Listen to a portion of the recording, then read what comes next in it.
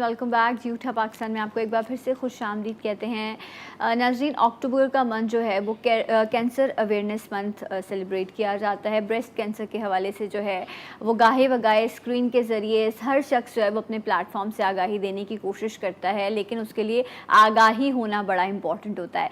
सो आज झूठा पाकिस्तान में इसी हवाले से हम डिस्कस करेंगे। अगर दुनिया भर में देखें तो यस, बहुत सारे ममालिक ऐसे हैं जहाँ पर ब्रेस्ट कैंसर बहुत ज़्यादा है। जापान में पढ़ रही थी एंड चाइना, यहाँ पर बहुत हद तक इन्होंने कंट्रोल कर लिया है बिकॉज़ वहाँ बात करते हैं लोग। जब बात होती है तो अवेयरनेस बढ़ती है। आवाज़ उठाना, आवाज़ देना किसी चीज़ के बारे में वो बड़ा इंपॉर्टेंट होता है। और अगर हम एशिया के अपने ख़ित्ते की बात करें तो पाकिस्तान बहुत रिस्क पर है। सबसे पहले नंबर पर पाकिस्तान आता है एशिया में, जहाँ पर सबसे ज़्यादा ब्रेस्ट कैंसर के पेशेंट मौजूद हैं। और अभी ये जो नंबर है कि तकरीबन 80 to 83,000 केसेस रिपोर्ट होते हैं, ये वो हैं जो रिपोर्ट होते हैं। बहुत सारे ऐसे केसेस होंगे जो रिपोर्ट भी नहीं होते होंगे। और सालाना 40,000 अमवात जो हैं वो ख़वातीन में इस ब्रेस्ट कैंसर की वजह से हो जाता है। सेकंड हाईएस्ट रिस्क है जिसकी वजह से ख़वातीन की डेथ होती है। फर्स्ट नंबर पे वो प्रेगनेंसी के दौरान जो है वो ख़वातीन की हलाकतें हो जाती हैं और उसके कुछ और जो है इन्फेक्शस डिजीज़ भी आते हैं। सो वजह क्या है इतनी ज़्यादा? क्योंकि हम बात नहीं करते, हम घबराते हैं, हम शर्माते हैं। बीमारी बढ़ जाए, हम मट्टी में मिल जाएं वो ठीक है, लेकिन हम बात नहीं करेंगे। फिर हाइजीन पर बात नहीं की जाती। बहुत सारी चीज़ें हैं जिनको आज के प्रोग्राम में हम डिस्कस करेंगे। वजह क्या है, एहतियात क्या हो सकती है, और अगर ऐसा कुछ हो गया है तो मैं कहाँ जाऊँ, मैं कैसे उसका इलाज करवाऊँ, ये तीनों इंपॉर्टेंट चीज़ें हैं जो आज इंशाल्लाह डिस्कस होंगी। सो अपने मेहमानों से आपका तारुफ कराती चलूँ सबसे पहले, बिकॉज आज ये मेरी चीफ गेस्ट हैं। बाकी सब तो बात करेंगे, लेकिन ये आई हैं इसलिए मैं बहुत खुश हूँ। ये कैंसर सर्वाइवर हैं।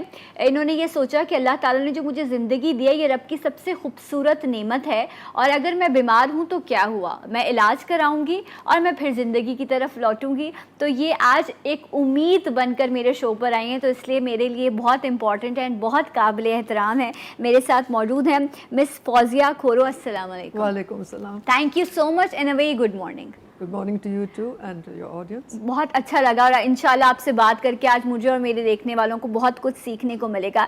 And a very respectable personality जो बहुत रेलिवेंट है आज के शो के हवाले से। आपने पहले भी जब मैंने कैंसर का शो किया था उसमें भी इनका बड़ापन है कि जब हम इनको कहते हैं तो ये आ जाते हैं इस अवेयरनेस के हवाले से। कंसल्टेंट ऑन्कोलॉजिस्ट हैं आगा खान यूनिवर्सिटी से, डॉक्टर अदनान जब्बार। अस्सलाम वालेकुम डॉक्टर साहब, आपको भी वेलकम करते हैं। Thank you so much for coming. And we have with us ये ज़ियाउद्दीन हॉस्पिटल से हैं, ब्रेस्ट सर्जन हैं। इनका होना भी बड़ा इंपॉर्टेंट है ताकि आज हम इस हवाले से बात कर सकें कि अगर ऐसा कुछ हो गया है तो आप सर्जरीज़ की तरफ जा सकते हैं और वो कितनी सेफ़ हैं।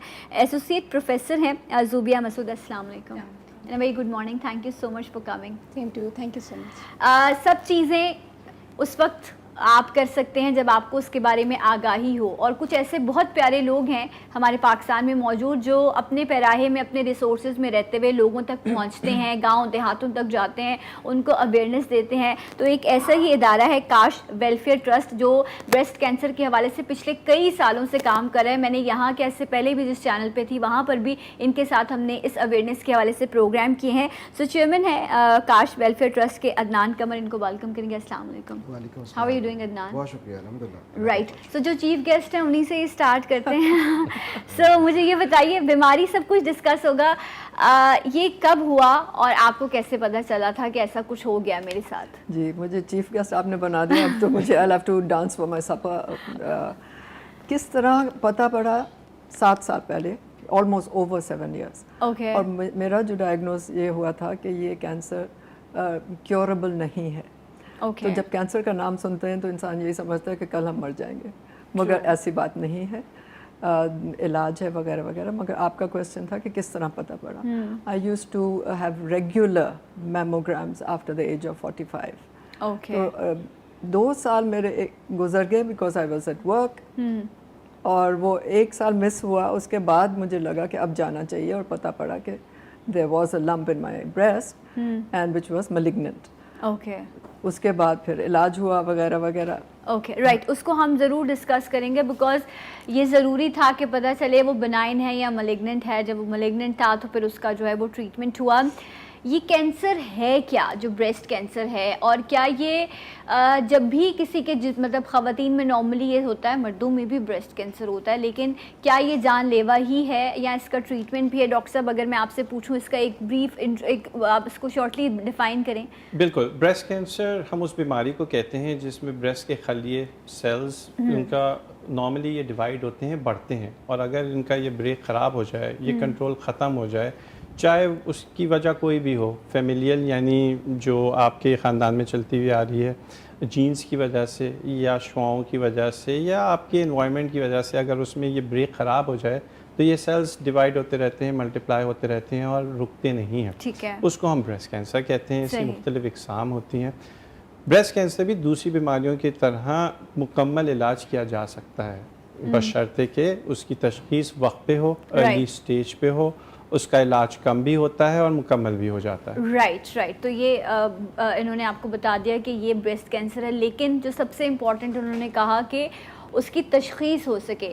سو عدنان اگر میں آپ سے پوچھوں کہ یہ بڑا امپورٹنٹ ہے اس حوالے سے کہ تشخیص نہیں ہو پاتی شہروں میں, تو پھر بھی جس طرح انہوں نے کہا کہ ان کو اتنی اویئرنیس تھی, انہوں نے جا کے میموگرافی کرائی یا آپ چیک کر سکتے ہو, بٹ آپ لوگ اوور آل پاکستان میں جاتے ہو, تو کیا اس پر بات بھی کرنا چاہتے ہیں لوگ, اور پھر تشخیص کا مرحلہ کیسے ممکن ہوتا ہے؟ دیکھیے, گزشتہ کچھ سالوں سے جو بریسٹ کینسر کے اوپر پاکستان میں بہت زیادہ کام ہونا شروع ہو گیا ہے اور مختلف آرگنائزیشن بھی کام کر رہی ہیں. تو the gold standard for early detection is mammogram. تو جتنی زیادہ میموگرام کی فیسلٹیز پاکستان میں اویلیبل ہوں گی, اتنے زیادہ آپ کے پاس کینسر پیشنٹ ارلی اسٹیج کے اندر ڈائگنوز ہو سکتے ہیں اور شرح اموات میں واضح تبدیلی آ سکتی ہے. اوکے.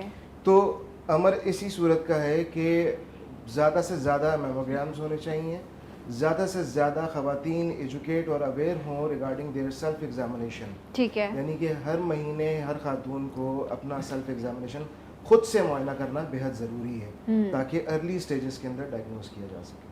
رائٹ. تو یہ بڑا امپورٹنٹ ہے. اینڈ پھر بات یہی آتی ہے کہ اپنا خود معائنہ کرنا, یہ ایک بڑا امپورٹنٹ ہے کہ آپ اس چیز کو جو ہے وہ کنٹینیو کریں. اچھا, اب میں ایک چیز اور چاہوں گی, اپنی جو آپ سیلف ڈائگنوسس ہے وہ کیسے کر سکتے ہیں, اس حوالے سے جو ہمارے ساتھ ڈاکٹر صاحبہ موجود ہیں ان سے میں ضرور جانوں گی. عدنان, صرف ایک چیز مجھے بتا دیجیے کہ جس طرح آپ نے کہا کہ میموگرام کی سہولت زیادہ سے زیادہ ہونی چاہیے لوگوں کے لیے, تبھی آپ تشخیص کریں گے تو آپ علاج کی طرف جائیں گے. لوگ تیار بھی ہوتے ہیں میموگرام کرانے کے لیے؟ اور پھر دوسری چیز یہ کہ ہمارے یہاں تو بایوپسی کراتے ہوئے لوگ کہتے ہیں کہ پھٹ جائے گا اور یہ تو ٹیسٹ نہیں ہے, پتہ نہیں سرجری ہے. اور پھر گاؤں دیہاتوں میں جس مائنڈ سیٹ کے ساتھ لوگ رہتے ہیں, ڈو یو تھنک کہ گورنمنٹ کو بھی اس حوالے سے زیادہ آگاہی پر کام کرنا چاہیے؟ دیکھیے, ہمیشہ سے بیشتر گورنمنٹ جو ہے وہ اس کی ایک اہم ترین ذمہ داری ہوتی ہے کہ وہ لوگوں کو آگاہی یا کسی بھی معاملے سے کے بارے میں آگاہی پہنچائے, فراہم. ٹھیک ہے. اس کے لیے کوئی نہ کوئی پالیسی ضرور ہونی چاہیے حکومت وقت کی, تاکہ لوگوں کو ایک میکسیمم اویئرنیس ملے اور لوگ قائل ہوں کہ وہ اپنے علاج اور تشخیص کی طرف قدم اٹھائیں. یہ بات ذہن میں رہے کہ ہمارے پاس بالخصوص اگر میں سندھ کی بات کرتا ہوں تو سندھ میں 6 ڈویژنز ہیں. اگر ہم کراچی کو ہٹا دیتے ہیں ایز اے ڈویژن تو باقی بقایا 5 ڈویژنز میں ہمارے پاس میموگرافک یونٹ کتنے ہیں؟ تقریباً نہ ہونے کے برابر. تو یہ ایک لمحہ فکریہ ہے کہ لوگ کہاں جائیں گے. آپ نے لوگوں کو اس اسٹیج کی طرف پکڑنا ہے اور جو کہ گولڈ سٹینڈرڈ ہے میموگرام. اگر آپ ارلی ڈیٹیکشن کرتے ہیں وایا سیلف ایگزامینیشن تو وہ بھی وہ اسٹیج نہیں ہوگی جو میموگرام کے تھرو پکڑ میں آ سکتی ہے. یعنی کہ باڈی میں کوئی سائن اور سمٹم نہیں ہے, لیکن وہ بائی میموگرام جو ہے وہ پکڑ میں آیا جا سکتا ہے اور اپ ٹو 90% اس کے سروائیول ریٹ موجود ہے. رائٹ. تو اس بارے میں مزید ضرور بات ہم کریں گے کہ سیلف ایگزامینیشن آپ کیسے کر سکتے ہیں, اور اگر ایسا کچھ ہے تو اس کا پھر فردر ٹریٹمنٹ کیا ہے, اس حوالے سے ڈاکٹر صاحب آپ کو بتائیں گی. میں بھی بریک لوں گی, اور بریک پہ جانے سے پہلے تھینک یو سو مچ عدنان, ہمارے ساتھ موجود تھے. ڈاکٹر صاحب ہمارے ساتھ موجود ہیں, اس حوالے سے بات ہوگی. آپ کی کالس میں شامل کروں گی بریک سے آنے کے بعد. ہمارے ساتھ رہیے گا. جی اٹھا پاکستان.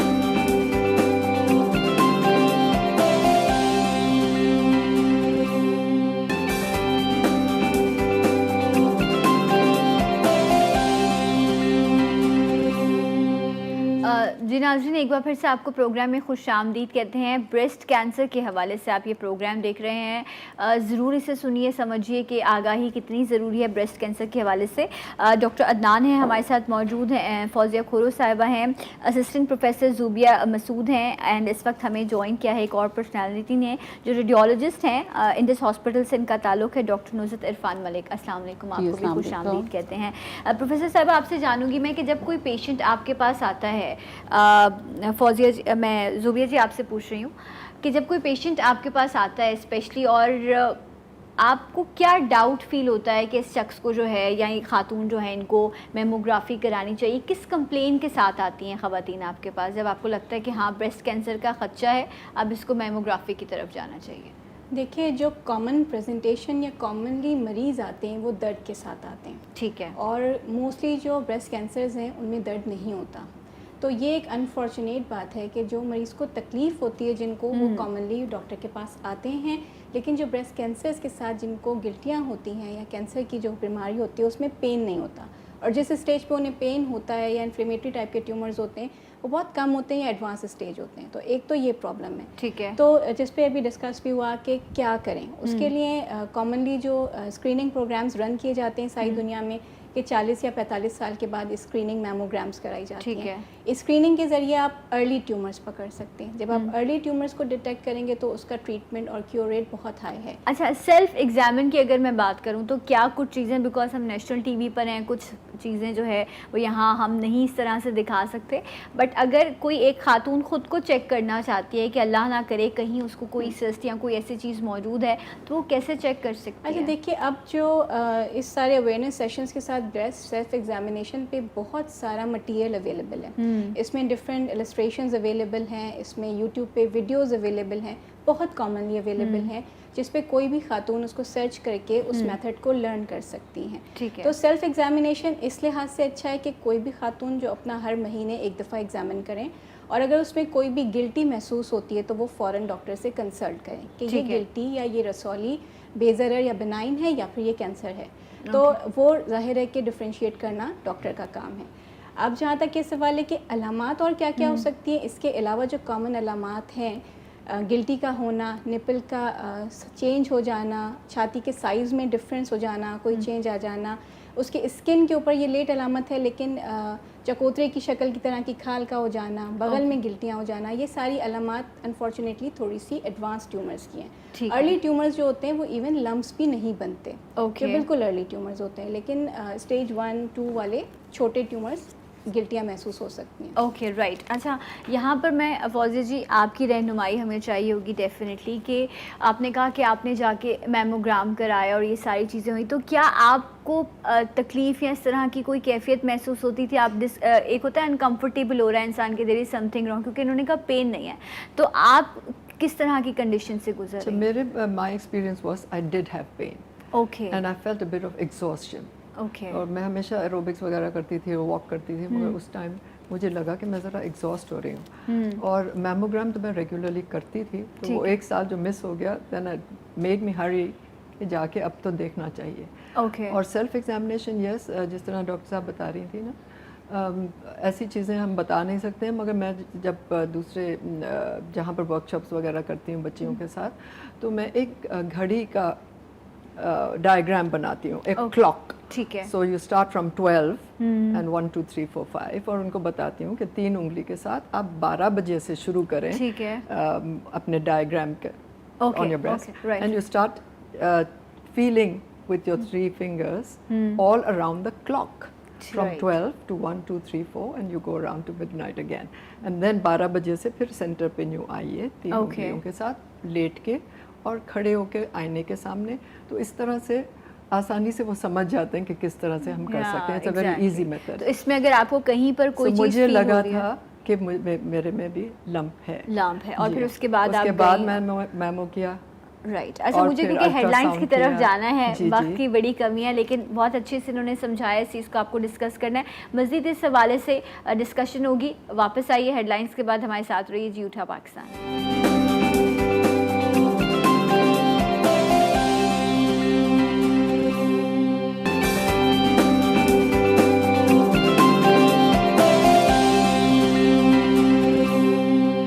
नाज़रीन, एक बार फिर से आपको प्रोग्राम में खुश आमदीद कहते हैं। ब्रेस्ट कैंसर के हवाले से बात हो रही है, पैनल डॉक्टर्स हमारे साथ मौजूद हैं। अच्छा भाई, प्रोफेसर साहिबा बात करी थी तो उन्होंने कहा कि अवेयरनेस, जब कोई पेशेंट मेरे पास आता है कंप्लेन के साथ आता है तो फिर हम उसको फर्दर उसका टेस्ट किया जाता है या फिर आप उसको बायोप्सी की तरफ भेजते हैं। तो मैं डॉक्टर नुसरत आपसे जानना चाहूँगी कि जिस तरह अभी डॉक्टर साहिबा भी कह रही थी कि ये मिथ है लोगों में कि अगर बायोप्सी कराएंगे तो वो फट जाएगा, कैंसर पूरी बॉडी में फैल जाएगा। सो अग्री हो जाता है पेशेंट और फिर बायोप्सी में ज़रूरी नहीं है कि हर शख्स का कैंसर जो है वो जानलेवा ही साबित हो। जहाँ तक मिथ्स का सवाल है, ये मैं आपको बताऊं कि मिथ्स तो इतने ज़्यादा हैं कि मेमोग्राफी से लेके बायोप्सी तक हमारी पब्लिक को ये बहुत अवेयरनेस कराने की ज़रूरत है कि ये सब आपको हेल्प आउट करती हैं ठीक है। चीज़ें, और ये आपकी ब्रेस्ट कैंसर की डायग्नोसिस में एक सारे आपके टूल्स हैं जिनको आपने लेके चलना है। ओके। इवन मेमोग्राफी के लिए भी लोगों को लगता है कि पता नहीं कितनी ज़्यादा रेडिएशन मिलेगी, कितना पेन होगा, तो ये सारी चीज़ें भी हमें क्लियर करने की ज़रूरत है। ओके। स्पेशली मेमोग्राफी में लोगों को ये बहुत डर लगता है कि पता नहीं वो प्रेशर जो आता है वो किस लेवल का होगा। उसमें मैंने अभी रिसेंटली कहीं पढ़ा कि ये प्रेशर आप इसको लोगों में ये कह के बस समझा सकते हैं कि जैसे आप ब्लड प्रेशर लेते हैं तो आपकी आर्म के ऊपर एक उससे थोड़ा स्लाइटली ज़्यादा, लेकिन it's only for 2 to 3 second. Okay. और कौन से स्टेज पर आकर जो है रेडिएशंस की ज़रूरत पड़ती है? कैंसर कौन से स्टेज पर होता है जब आप लोग रेडिएशन? मेमोग्राफी की अगर हम बात कर रहे हैं, बिकॉज मेरा ताल्लुक डायग्नोस्टिक्स से है और डायग्नोस्टिक्स में हम मेमोग्राफी एंड अल्ट्रासाउंड, और ये दोनों चीज़ें जो हैं ये एज रिलेटेड होती हैं। अगर पेशेंट, जैसे अभी भी बातचीत हो रही थी कि 40 से ऊपर है तो उसको मेमोग्राफी स्क्रीनिंग की ज़रूरत है, 40-45 साल की खातून को। ठीक है। स्क्रीनिंग के अलावा अगर स्क्रीनिंग हम तब करते हैं जब एक ये प्रिवेंटिव स्टेप है, ठीक है, जब उसको कोई सिम्टम्स नहीं है, उसको कहीं पेन नहीं हो रहा, कोई लंप फील नहीं हो रहा, तो तब हम स्क्रीनिंग मेमोग्राफी करते हैं। ओके। और स्क्रीनिंग मेमोग्राफी का फ़ायदा ये है कि उसमें आपको जब तक के लंप फील होता है आपको बहुत पहले एक कैंसर का डायग्नोसिस मिल जाता है। ठीक है। और उसके बाद नेक्स्ट लेवल है फिर जब बायोप्सी पे जाते हैं? नेक्स्ट लेवल हम उसको एक कॉन्कॉमिटेंट या आप कॉम्प्लीमेंट्री अल्ट्रासाउंड कहें, उस पर हम उस लीजन को और ज़्यादा देख लेते हैं, आइडेंटिफाई करते हैं कि वेदर इट्स बीनाइन और मैलिग्नेंट, और इन दोनों की रिपोर्ट्स इकट्ठी जाती हैं। राइट। और उसके बाद हमें अगर लगता है कि ये केस स्टेजिंग ज़्यादा हो रही है या ये बायरेट्स, जिससे कि हम उसको आइडेंटिफाई करते हैं, लेबल करते हैं किसी भी ब्रेस्ट कैंसर को, अगर ये बायरेट्स 4 या बायरेट्स 5 की तरफ जा रहा है तो हम उसको बायोप्सी के लिए प्लान करते हैं। Okay, right. और आई थिंक आपका क्वेश्चन था कि बायोप्सी के भी लिए मिथ है, बायोप्सी में ऐसा कुछ नहीं होता कि कैंसर फैलेगा, ये एक डायग्नोस्टिक टूल है जो कि जिसके बगैर डायग्नोसिस इम्पॉसिबल। राइट। अच्छा, अब ये टेस्ट हो गया और टेस्ट के बाद पता चला कि आया वो जो लिम्फ था वो मेलिग्नेंट है डॉक्टर साहब, तो अब क्या करना है, किस तरह से अब उसको ट्रीट करना है? एंड पेशेंट बिकॉज फ़ौरन ही, जिस तरह भी ये भी फरमा रही थी कि ऐसा लगता है बस ये ऐसा हो गया तो अब मैं मर जाऊंगा, फ़ौरन ये एहसास होता है। सो अब क्या स्ट्रैटेजी होनी चाहिए एक पेशेंट की, पाकिस्तान जैसे मुल्क में जहाँ पर इलाज कराना बड़ा मुश्किल है और आपके पास पैसे नहीं हैं, तो आप किस तरह से फर्दर इस प्रोसीजर को लेके चलेंगे? देखिए, सबसे पहली चीज़, जैसे हमारे प्रेसिडेंट प्राइम मिनिस्टर भी कहते हैं, घबराना नहीं है। अगर अल्लाह मियाँ ने आपको इस चैलेंज में डाल दिया है तो ये हरगिज़ इसका मतलब ये नहीं है कि इसका इलाज नहीं हो सकता। अल्हम्दुलिल्लाह पाकिस्तान में भी ऐसी फैसिलिटीज़ हैं, इवन दो हर जगह नहीं, लेकिन बड़े शहरों में तो एटलीस्ट वो तमाम फैसिलिटीज़ हैं जो हर किस्म का इलाज इन पेशेंट्स को फराहम कर सकते हैं। जहाँ तक ताल्लुक़ है पैसों के हवाले से, तो बहुत सारी ऐसी NGOs, इवन आखान में पेशेंट बहबूद है, और ऐसी दूसरी फैसिलिटीज़ हैं जैसे किरण हॉस्पिटल में पेशेंट सपोर्ट फ़ंड है, वो आपकी मदद करता है तशख़ीस पूरी करने के लिए, क्योंकि जब डायग्नोसिस हो जाती है तो पहला स्टेप है स्टेजिंग। अक्सर हमारे लोगों को पता होता है कि हम स्टेज की बात करते हैं, स्टेज हमें ये बताता है कि ये कैंसर, ये गिल्टी जो अभी आपके सिर्फ छाती में है, कहीं और तो नहीं गई, क्योंकि अभी आप थोड़ी देर पहले जो आपने सवाल पूछा था शुआओं के हवाले से, रेडिएशन के हवाले से, वो तमाम चीज़ें आपके स्टेज पे मैसर हैं। अगर आपका स्टेज अर्ली है, यानी ये बीमारी सिर्फ छाती में ही है, तो हो सकता है डॉक्टर सिर्फ सर्जरी करे और उसके बाद ना तो रेडिएशन की ज़रूरत हो और ना ही आपको कीमो की ज़रूरत हो। ठीक है। जब बायोप्सी आती है तो हमें पता चलता है अब ब्रेस्ट कैंसर सिर्फ ब्रेस्ट कैंसर नहीं है, ब्रेस्ट कैंसर की भी मुख्तलिफ इकसाम होती हैं। तो क्या इनफैक्ट ये तो मुझे पहली बार सुनाई दिया था कि आपका कैंसर मर्दाना है या जनाना है। Seriously? कुछ ہارمونز ہوتے ہیں جو فیمیل بریسٹ کینسر میں ER/PR ہوتے ہیں، تو اس کو کہہ رہے تھے کہ وہ زنانہ ہے، لیکن کم سے کم اس کو اتنی اویئرنیس تو تھی کہ جن لوگوں کو یہ ریسیپٹر پازیٹیو ہوتے ہیں ان کو اس کے لیے حوالے سے گولی دی جاتی ہے. ٹھیک ہے. تو وہ چیز بہت ضروری ہے بایوپسی کے حوالے سے بھی. اور جو ٹریٹمنٹ کے لیے پیشنٹ کو سب سے پہلے ایسی جگہ جانا چاہیے جو بریسٹ کینسر کا علاج کرتے ہیں. اگر آپ ایسے علاقے میں ہیں جہاں فیسلٹیز نہیں ہیں تو دیکھیے زندگی کے لیے ہمیں کافی دور جو ہے وہ تھوڑی سی ہمت کر کے جانا چاہیے، کیونکہ اگر آپ کا بر وقت علاج ہو گیا تو پھر آپ کی زندگی ہمیشہ کے لیے رائٹ. اور جس طرح ابھی ڈاکٹر صاحبہ بتا رہی تھی کہ سول ہاسپٹل میں، اینڈ آپ نے کون سا ہاسپٹل مینشن کیا تھا جہاں پر بریسٹ کینسر ڈپارٹمنٹ موجود ہے؟ کرن ہاسپٹل. جو گورنمنٹ سیٹ اپ ہے اس میں جنا اور سول دونوں میں بریسٹ کینسر کی سرجری کے حوالے سے موجود ہیں اور آنکالوجی کے بھی یونٹس موجود ہیں. رائٹ. اور انڈس ہاسپٹل میں بھی جو ہے بالکل انڈس ہاسپٹل میں تو it's completely free of cost ہے، نو کاؤنٹر. بہت اچھی بات ہے. اللہ تعالیٰ سلامت رکھے ڈاکٹر باری کو، بہت بہترین کام کر رہے ہیں وہ. آپ سے میں ضرور جانوں گی، جس طرح بھی ڈاکٹر صاحب نے کہا کہ اسٹیجز بڑی کاؤنٹ کرتی ہیں اور اس کے بعد پھر ٹریٹمنٹ ڈیسائیڈ ہوتا ہے کہ آیا سرجری ہو جائے گی یا ریڈیشن کی طرف جانا پڑا.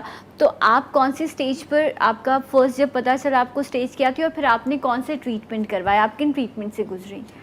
یہ عجیب کوشچن ہے کیونکہ آج تک مجھے نہیں پتا ہے میرا اسٹیج 2 تھا 3 تھا کیا تھا. بیکاز وہ سرجری کے بعد جب آپ کا پورا لمپ بھیجتے ہیں بایوپسی کے لیے، اس کے بعد ڈیسائیڈ ہوتا ہے شاید کہ کون سے اسٹیج پہ تھا. اور میں نے نہ پوچھا، اور جب تک ہم بھول چکے تھے ڈاکٹر بھی، we started doing the treatment of chemo and I didn't want to know but it was contained and radiation وغیرہ کی ضرورت نہیں ہوئی. مجھے 8 کیمو دیا گیا تھا. اور اسٹیج کا تو آپ کو پہلے سرجری ہوئی اور اس کے بعد پھر آپ کو کیمو دیا گیا اور 8 سیشنز لیے آپ؟ جی ہاں. اوکے. کیمو اور ظاہر ہے وہ کیمو کے ساتھ آپ کے دوسرے سیلز بھی ان کو بھی کل کرتے ہیں کینسر سیلز کے علاوہ. تو سب سے پہلے لوگوں کو یہ شوق تھا دیکھنے کے لیے کہ ان کے بال گرے ہیں کہ نہیں. So this is a very strange curiosity people have کہ ان کے بال تو نہیں گر گئے. تو بال گرنے سے پہلے میرے بیٹے نے میرے سر کو شیو کر دیا. تو that was one way of me accepting that I have breast cancer and I'm going to deal with it. شروع میں تو بہت روتی تھی، بٹ یہ ایسا اسٹیج آیا 1-2 مہینے کے بعد میں نے I'm going to go ahead and have my chemo.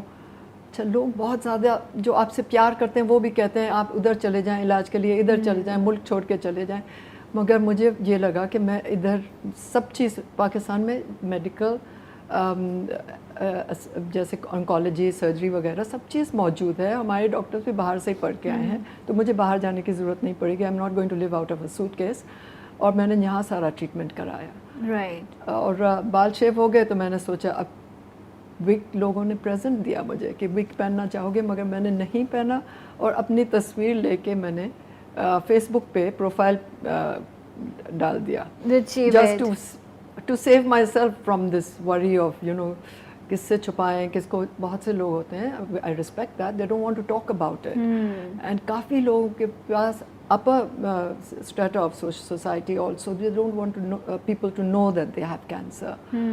اور ٹھیک ہے، مگر مجھے لگا کہ مجھے بتانا ہے اور مجھے ایکسیپٹ کرنا ہے کہ یہ مجھے ہوا ہے اور میں اس کا ٹریٹمنٹ ضرور کراؤں. ماشاء اللہ. آپ لکی تھیں کہ آپ کی فیملی نے اس وقت جو ہے آپ کو اس ڈپریشن، بیکاز ایک تو پین اور اوپر سے جو ہم اپنے پیشنٹ کو آئسولیٹ کر دیتے ہیں. آئی ایم سوری یہ لفظ بھی استعمال ہوتا ہے اس کے لیے کہ یہ چھوت بیماری ہے، لگنے والی بیماری ہے، اس طرح کے بھی بڑے الفاظ. اور پھر اس طرح آپ نے کہا کہ لوگوں میں یہ کریوسٹی تھی کہ ایک عورت کے لیے اس کے بال جو اس کی شخصیت کو مکمل کرتے ہیں، اس کے حسن کے لیے بڑا امپورٹنٹ ہے. تو یہ بہت امپورٹنٹ اسپیکٹ ہے کہ آپ کی فیملی کی اگر آپ کو سپورٹ ہو تو آپ بہت جلدی ریکور بھی کر جاتے ہیں. فیملی سپورٹ، یہ میں آپ کی بات کرتی ہوں، فیملی اینڈ فرینڈس، یہ بہت ایموشنل سپورٹ ہے نا، بہت ضروری ہے. Physically yes you got your doctors looking after you. And 8 chemo کے بعد آپ کو جب یہ پتا چلا کہ اب یہ چیز میری باڈی میں نہیں ہے، تو وہ کیسا مومنٹ تھا آپ کی لائف کا؟ Absolutely I feel cancer free completely because मुझे ये कहा गया था कि ये कैंसर वापस आएगा. ओके. ठीक है, it's not curable but it's treatable. But ये मेरा 7वां से ज़्यादा शायद 8वां साल होने वाला है. अल्हम्दुलिल्लाह. तो all this is like we are not great. So ये सक्सेस स्टोरी है. अच्छा, ये जब इन्होंने जिन चीज़ों से ये गुजरी हैं, जिस तरह उन्होंने कहा पहले सर्जरी और उसके बाद फिर जो है कीमो की तरफ हम गए. सो प्रोफेसर साहब ये बताइएगा कि अक्सर लोगों को सिर्फ सर्जरी की ज़रूरत पड़ती है, उसके बाद जो है ज़रूरी है कि हर सर्जरी के बाद कीमो की तरफ जाना पड़े? देखिए, ये स्टेजिंग के ऊपर डिपेंड कर रहा होता है. जिनमें सिर्फ सर्जरी की ज़रूरत पड़ती है वो बहुत अर्ली ट्यूमर्स होते हैं. Okay. जिसमें इवन ब्रेस्ट कंजर्व कर सकते हैं आप. ठीक है. लेकिन जब आप ब्रेस्ट या छाती को बचाते हैं तो फिर रेडिएशन या शुआएं लगना मस्ट होती हैं. ये Okay. पार्ट ऑफ ट्रीटमेंट है उस रेजीम का. लेकिन अगर आप खाली सर्जरी बहुत छोटे ट्यूमर पे जाते हैं और बगल की गिल्टी को चेक कर लेते हैं, जिसको एक्सिलरी सैम्पलिंग कहते हैं, चेक करना ज़रूरी होता है. अगर गिल्टियाँ हैं तो उनकी चेकिंग ज़रूरी है कि ट्यूमर का कोई छोटा सा पार्टिकल भी आगे नहीं गया हुआ. ठीक है. अगर गया हुआ है तो फिर ज़ाहिर ट्रीटमेंट एक्सपेंड हो जाता है, जिसमें कीमो लग रही होती है. तो 2 मेजर तरीके हैं सर्जरी के, एक जिसमें छाती बचाई जाती है और एक जिसमें छाती निकाली जाती है, जिसमें साथ में बगल की पूरी गिल्टियाँ निकाली जाती हैं. अब उसमें एडवांसेस हो गई हैं कि सिर्फ कुछ गिल्टियों को निकाल के चेक किया जाएगा और कुछ में होता है कि आपको पूरी की पूरी बगल निकालनी पड़ती है. सो जितना रीसेंट एडवांसेस आ गई हैं, जितनी नई टेक्नोलॉजी आ गई है, उसमें मिनिमल पे हम जा रहे हैं. Same is with the chemo के जो पहले कन्वेंशनल कीमो होती थी, डॉक्टर अदनान ज़्यादा बेहतर बता सकते हैं, लेकिन बहुत टारगेटेड थेरेपीज़ आ गई हैं कि जहाँ पे सिर्फ कैंसर के सेल्स को या सिर्फ उस ट्यूमर को ही वो इफ़ेक्ट कर रहा होता है. तो ओवरऑल जो बॉडी पे जितने ज़्यादा इफ़ेक्ट्स थे वो थोड़े से कम होते चले जा रहे हैं विद द रीसेंट एडवांसेस. लेकिन बहरहाल उसमें डिपेंड कर रहा होता है कि ट्यूमर की क्या स्टेज है. ठीक है. जिस तरह भी फौजिया जी भी कह रही थी कि एक औरत के जिस्म में जब किसी भी तरह की इस तरह की तब्दीली आती है तो वो उसके साइकोलॉजिकली बहुत अफेक्ट करती है उसके ऊपर, और वो फिर अपने आप को वैसे भी लोगों से खुद छुपा लेती है. ठीक है. तो जब इस तरह जिस तरह भी आपने कहा कि अक्सर कंडीशंस में फुल रिमूव भी करना पड़ जाता है, तो क्या क्योंकि पेशेंट को पूछना लाजमी है कि आपके लिए हम ये सर्जरी किया जा कर रहे हैं या ऐसा करें, तो इसमें भी पेशेंट्स का कंसर्न होता है. देखिए, मरीज़ जो है ना वो आपका प्राइम है, क्योंकि वो उसके साथ जो कुछ हो रहा है, अब आपको उस डिज़ीज़ को निकालने के लिए या जान बचाने के लिए आपको वो स्टेप लेना पड़ता है जहाँ पे आपको ब्रेस्ट रिमूव करना पड़ता है. ज़ाहिर है एक फ़ीमेल के लिए ये बहुत बड़ी चीज़ होती है. देयर आर टाइम्स जहाँ पे आप कंजर्व कर सकते हैं या बचा सकते हैं, बट बहुत दफ़ा ऐसा होता है कि आपको इतना वो एडवांस होता है या इस लेवल का होता है जहाँ पे आपको निकालना होता है. तो ये जो हमारी सर्वाइवर चीफ गेस्ट जो है आज बात कह रही हैं कि इट्स सो ट्रू कि it's not only the surgery और द ऑन्कोलॉजी और द रेडिएशन, ये पूरा एक सपोर्ट सिस्टम है जिसमें साइकोलॉजिकल सपोर्ट और काउंसलिंग बहुत इंपॉर्टेंट है. Very true. फैमिली की भी है, सिर्फ पेशेंट की नहीं है. They have to give the support to the. अच्छा नुज़र जी, मैं चाहूँगी कुछ बड़ी इंपॉर्टेंट चीज़. जी डॉक्टर साहब, sorry, I am gonna interrupt, क्योंकि ये बहुत इंपॉर्टेंट बात इन्होंने कही. जो चॉइस होती है ना टाइप ऑफ सर्जरी कि हम छोटी सर्जरी करें, ब्रेस्ट को कंजर्व कर लें, या पूरी मेस्टेक्टमी पूरे को निकाल दें, आई थिंक मैं यहाँ ये बात ज़रूर कहूँगा कि मेल्स का इसमें बहुत कंट्रीब्यूशन है. बहुत बार ऐसा होता है फीमेल्स विलिंग होती हैं, सही फैसला पूरी छाती को निकालना होता है क्योंकि डिजीज़ इतनी बड़ी होती है, लेकिन उनके हस्बैंड्स अलाउ नहीं कर रहे होते. तो ये बोलना मेरे लिए इसलिए ज़रूरी है कि मैं चाहूँगा कि जिन पेशेंट्स के हस्बैंड्स, जिन पेशेंट्स के घर वाले इस बात में इन्वॉल्व हैं, ये उस औरत को वो राइट दें, ये ज़िंदगी बचाने के लिए. वो डिजीज़ ब्रेस्ट है, उसको बचाने से कोई फ़ायदा नहीं है. और ये बहुत ज़्यादा, इनफैक्ट आप तो ज़्यादा एक्सपीरियंस कर रही होंगी कि हस्बैंड्स का सपोर्ट होना बहुत ज़रूरी है. Very true. बहुत अच्छा मैसेज है जो डॉक्टर साहब ने दिया, और आई होप सो कि इससे चीज़ें बहुत बेहतर हों. अच्छा नुज़र जी, ये ज़रूर बताइएगा कि मैं जब इस बारे में पढ़ रही थी तो मैंने देखा, ये भी सुना कि वो ख़वातीन जो अपने बच्चों को जो है ब्रेस्ट फीड नहीं कराती, या बहुत सारे लोग हाइजीन का ख्याल नहीं रखती ख़वातीन, वो भी ब्रेस्ट कैंसर की तरफ लीड करती हैं. क्या इस हवाले से कुछ चीज़ें आप शेयर करना चाहेंगी? One of the risk factors आप कह सकते हैं. नॉट मेनली एक यही से वजह नहीं है. आपको यकीनन डॉक्टर साहब ने भी बताए होंगे कि मल्टीपल रिस्क फैक्टर्स हैं. उनमें कुछ ऐसे हैं जो अवॉइडेबल हैं. उनमें से एक लैक्टेशन है, जो हम इनकरेज करते हैं कि पेशेंट्स को चाहिए سب لوگوں کو چاہیے کہ اپنے بریسٹ کو فیڈ کریں, بچوں کو فیڈ کرائیں, اور جو ہے وہ لائک یہ ایک امپورٹنٹ چیز ہے, right. And it can prevent breast cancer. Okay right, thank you so much doctor Nusrat, بہت بہت شکریہ آپ کا. زبیہ صاحبہ آپ کا بہت شکریہ, ہمارے ساتھ فوزیہ موجود تھیں, آپ کا عدنان جی آپ کا, اور اس سے پہلے بھی کاش سے عدنان موجود تھے. وقت میرے پاس کم ہے, لیکن میں ان سب سے ریکویسٹ کروں گی کیونکہ بہت ساری چیزیں ابھی بھی رہ گئی. انشاءاللہ اب نیکسٹ ویک میں دوبارہ اس سیشن کو کنٹینیو کریں گے, کیونکہ کچھ چیزیں بھی ابھی ایسی ہیں جن کو ڈسکس کرنا چاہیے, اور میں آج آپ کی کالز بھی شامل نہیں کر سکی. تو انشاءاللہ جب میں نیکسٹ ویک کروں گی تو ایک دن پہلے اناؤنس کر دوں گی, تاکہ ہم سب کو پتا ہو کہ نیکسٹ ڈے ہم یہ ڈسکشن کرنے جا رہے ہیں دوبارہ. اپنا بہت خیال رکھیے گا, اپنا فیڈ بیک شیئر کیجیے گا, اپنے سوالات آپ مجھے بھیجتے رہیے گا. انشاءاللہ جب نیکسٹ سیشن کریں گے تو اس میں اس حوالے سے بات ہوگی. سو جاتے جاتے ایک آواز ایک نعرہ, پاکستان زندہ باد. اللہ حافظ, بائے بائے.